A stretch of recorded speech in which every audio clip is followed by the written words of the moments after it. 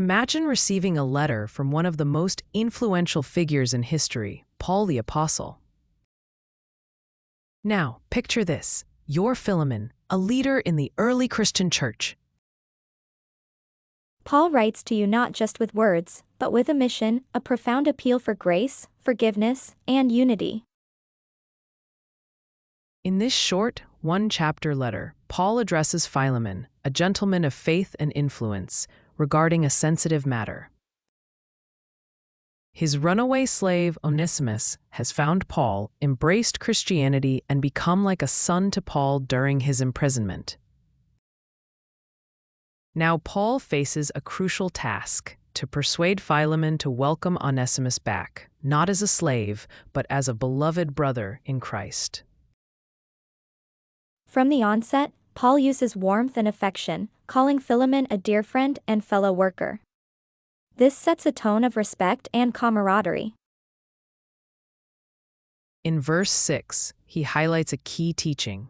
I pray that your partnership in the faith may be effective in deepening your understanding of every good thing we share for the sake of Christ.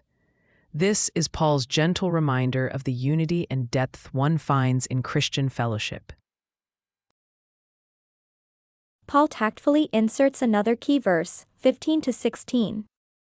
Perhaps the reason he was separated from you for a little while was that you might have him back forever, no longer as a slave, but as a dear brother.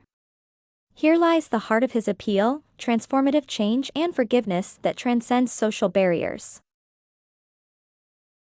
Why is this tiny book important, you ask? It's a powerful narrative on the transformative potential of Christian love and grace.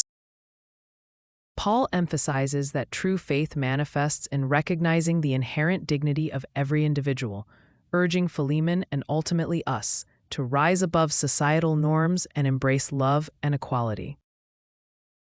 As the letter closes, Paul offers a personal touch with his own handwriting, promising restitution. It's a direct reflection of the sacrifice and advocacy that underscored his life.